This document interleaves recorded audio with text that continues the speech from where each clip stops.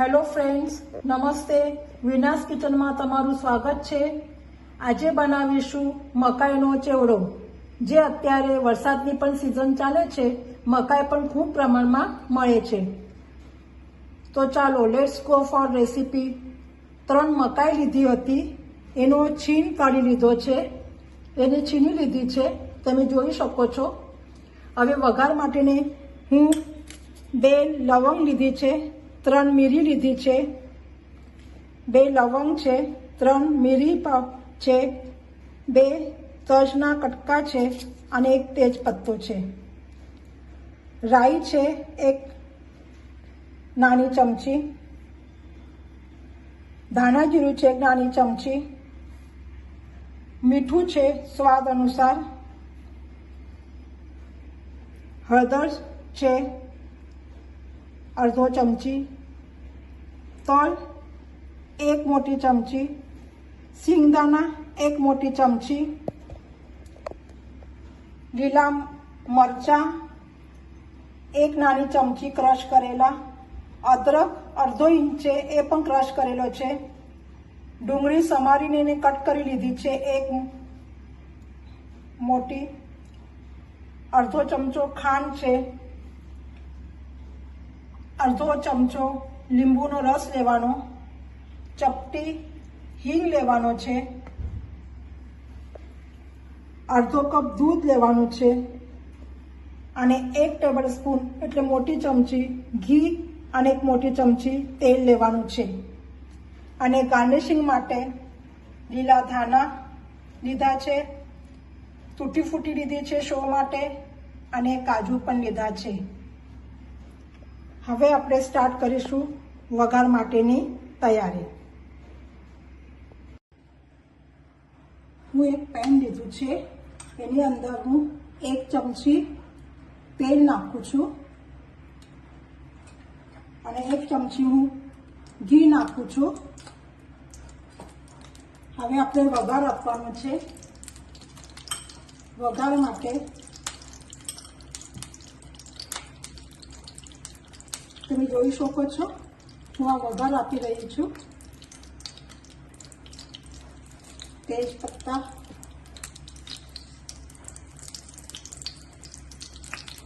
રાઈ,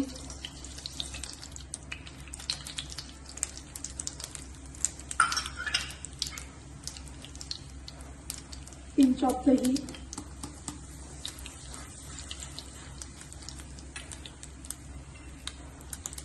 કઢી પત્તા નાખવાનો જ. કઢી પત્તાથી સુગંધ બહુ સરસ આવે છે.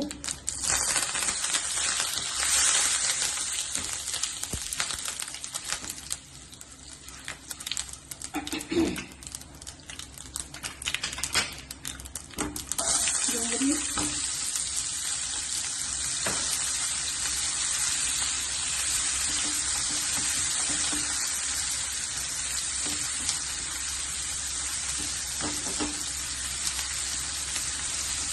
તમે જોઈ શકો છો. હવે આ વ્યવસ્થિત રીતે એને ડુંગળીને લાલ થવા દેવાનો છે.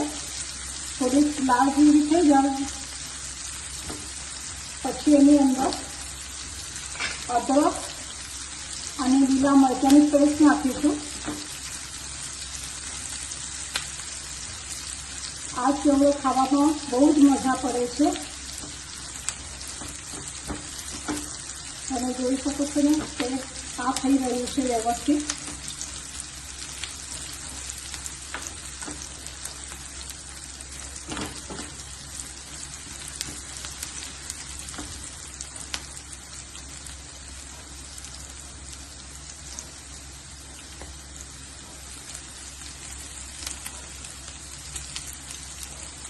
અદરક અને લીલા મરચાંની પેસ્ટ નાખીશું અંદર, એ પણ આપણે સાતળી લઈશું.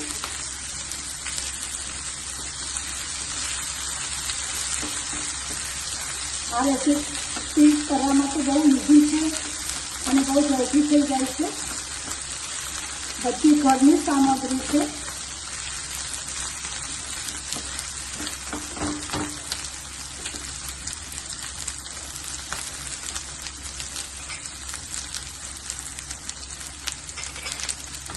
સિંગદાણા નાખું છું.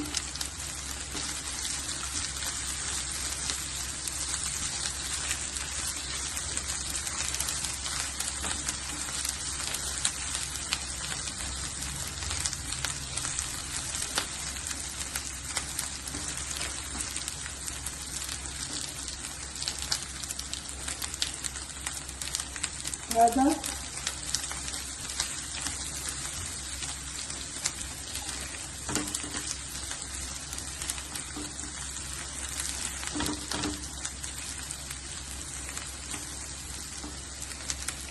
ધાણા જીરું,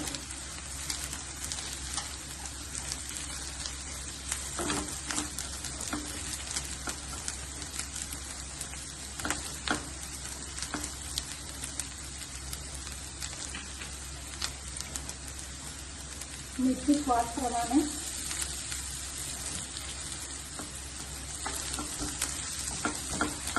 હવે ગેસની ફ્લેમ હું સ્લો રાખું છું, તો આપણો મસાલો બળી જશે. બધો મસાલો આપણે શેકાઈ ગયો છે. હવે એની અંદર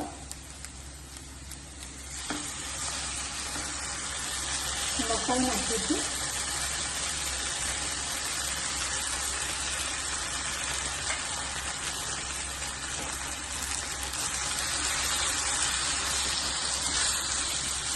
હવે ગેસની ફ્લેમ તમે મીડિયમ સ્લો રાખો.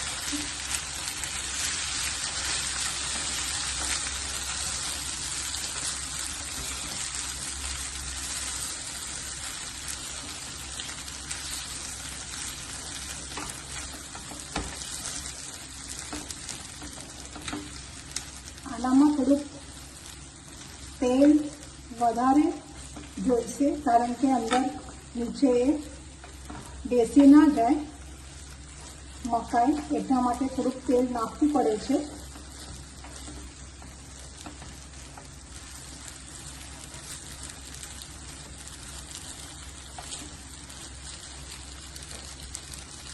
હવે હું આમાંથી તેલ તળ નાખું છું.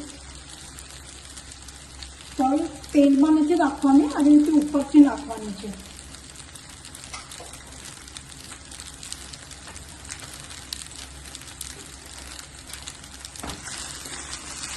હવે થોડું દૂધ નાખીને એને સ્લો ગેસ ઉપર મૂકી દઉં છું. થોડુંક વ્યવસ્થિત હલાવું છું.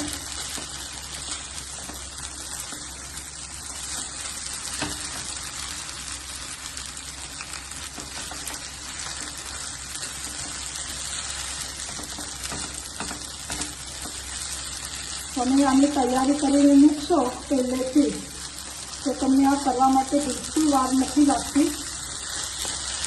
20 મિનિટમાં મકાઈનો ચેવડો તૈયાર થઈ જાય છે.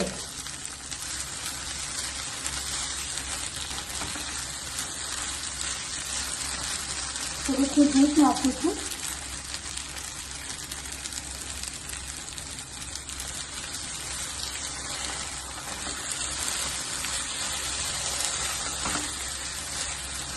હવે થોડું દૂધ નાખીને સ્લો ગેસ ઉપર ઢાંકણ બંધ કરીને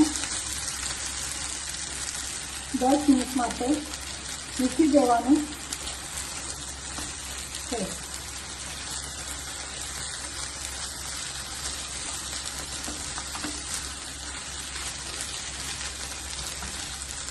આ ખાવામાં બહુ સ્વાદિષ્ટ લાગે છે અને બધી જ ઘરની સામગ્રી આના અંદર હોય છે.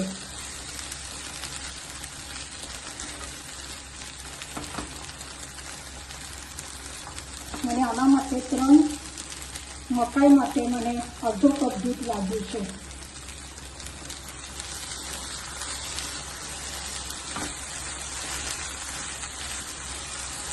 હવે હું ગેસની ફ્લેમ સ્લો કરી અને ઉપર ઢાંકણ ઢાંકીને 10 મિનિટ માટે રહેવા દઈશ.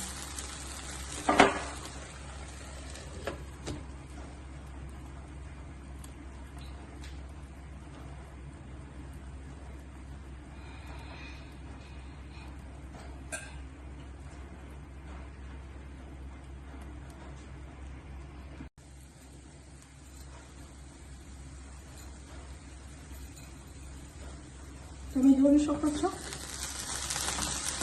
આપણે લગભગ આ થવા જ આવ્યો છે અને હળવતું રહેવાનું. જો તમે આના અંદર દૂધ નાખો છો તો આ વધારે સોફ્ટ થાય છે અને બહુ સરસ લાગે છે. દૂધ નાખવાથી સોફ્ટનેસ વધારે આવે છે આની અંદર. હવે હું થોડુંક જ પાછું થોડું ઘી નાખું છું. ઘીની બહુ જરૂર નથી પણ મને ઘી ગમે છે. તો જોઈ શકો છો તમે આવી રીતે જસ્ટ હવે 10 મિનિટમાં આપણો મકાઈનો ચેવડો થઈ જશે. તમે ખાલી તેલ પણ વાપરી શકો છો. જો તમને ઘી વાપરવાનું ના હોય તો તમે ખાલી તેલ પણ વાપરી શકો છો, અથવા તમને તેલ જ ના વાપરવાનું હોય તો ખાલી ઘી પણ વાપરી શકો છો. તમે જોઈ રહ્યો છો કે આવી રીતે હવે આ છોડવા માંડ્યું છે. ધીરે ધીરે એનું ઉપર તેલ આવશે એટલે અંદર આપણે ખાંડ અને લીંબુનો રસ નાખીને એને એક વખત પાછું હલાવી દઈશું.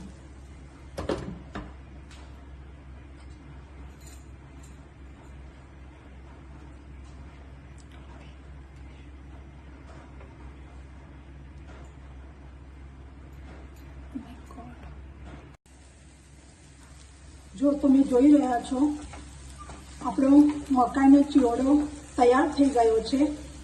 હવે એ પેન પણ છોડી રહ્યું છે અને ઉપર થોડું ઘી પણ દેખાય છે. હવે આ સ્ટેજમાં આપણે લીંબુનો રસ નાખીશું, અડધી ચમચી, અને ખાંડ નાખીશું. જો તમે ખાંડ ના ખાતા હોય તો ખાંડ તમે સ્કીપ કરી શકો છો, અને ડુંગળી પણ ના ખાતા હોય તો તમે ડુંગળી પણ સ્કીપ કરી શકો છો. હવે આવી રીતે હલાવીને એક વખત 2 મિનિટ માટે ઢાંકીને મૂકીશું અને પછી ગાર્નિશિંગ માટે લઈ લઈશું. જો આ તમને રેસીપી ગમશે તો તમે લાઈક, શેર, સબસ્ક્રાઈબ અને બેલ આઇકોનને પ્રેસ કરો, જેથી નવી નવી રેસીપી તમારા સુધી પહોંચશે. Thank you for watching.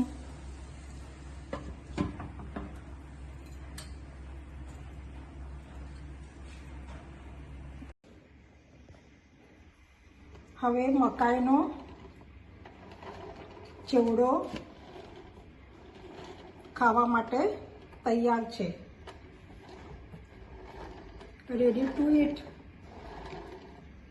એક સ્માઈલ તો આપી શકો છો. Thank you for watching.